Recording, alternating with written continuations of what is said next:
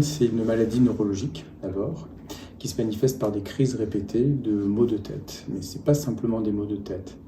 Il y a bien d'autres symptômes qui apparaissent pendant la migraine, comme une gêne au bruit, une gêne à la lumière, des nausées, des vomissements, des troubles de la concentration, des troubles du sommeil également, des troubles de l'appétit. Il y a plusieurs facteurs déclenchants d'une migraine, comme par exemple le stress, le manque de sommeil, boire de l'alcool, particulièrement le vin, les patients le décrivent bien. Ça peut être des changements météorologiques parfois. Les règles chez les femmes, ça c'est assez fréquent. Plus de 90% des femmes qui ont la migraine ont des migraines au moment des règles. Donc il y a plusieurs facteurs qui peuvent venir déclencher une migraine, mais parfois il n'y a pas de raison particulière et pas d'éléments déclenchants identifiés. Dans la population générale, il est le même en France et sur tout le reste de la planète, c'est 15% de la population générale, avec des variations en fonction du sexe, et 2 à 3 fois plus fréquent chez les femmes que chez les hommes.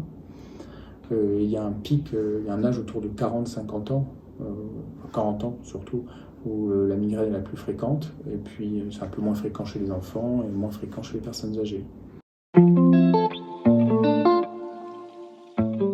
Il y a des gens qui ont des migraines très fréquentes, plusieurs fois par mois, plusieurs fois par semaine, avec des migraines qui sont longues, qui sont difficiles à traiter, qui engendrent des vomissements, une invalidité totale, une incapacité de travailler, de se concentrer, avec donc des arrêts de travail, une perte de productivité au travail, à tel point que l'OMS elle-même reconnaît la migraine comme la deuxième cause de handicap en termes de nombre d'années vécues avec la maladie, toutes pathologies confondues. La première, c'est les lombalgies, donc les douleurs en bas du dos. La deuxième, c'est la migraine. Donc oui, ça peut être extrêmement invalidant. Dès que la personne se sent gênée par la migraine, dans un premier temps, la personne voit son médecin traitant pour donner les traitements de première ligne. Et puis si après, malgré ces traitements-là, la personne reste gênée dans son quotidien, il faut qu'elle soit orientée vers un neurologue, vers un spécialiste de la migraine. Alors on distingue 2 catégories de traitements, les traitements de crise et les traitements de fond. Le traitement de crise, c'est pour arrêter une migraine dès qu'elle a démarré. Idéalement, il faut prendre le traitement de crise le plus tôt possible. Ça, c'est la règle d'or dans le traitement de la migraine. Il faut traiter la migraine le plus vite possible. Dès que le mal de tête commence, il faut la bloquer, il faut la traiter.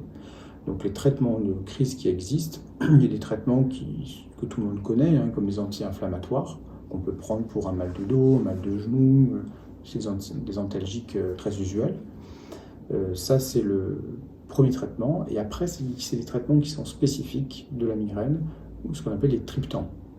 Ce sont des médicaments qui ont été spécifiquement développés pour traiter la migraine, qui resserrent les artères à la surface du cerveau et bloquent la douleur migraineuse.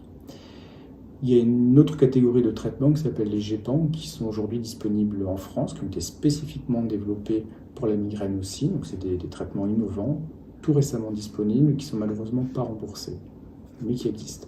Ensuite, il y a une deuxième catégorie de traitements, ce sont les traitements de fond.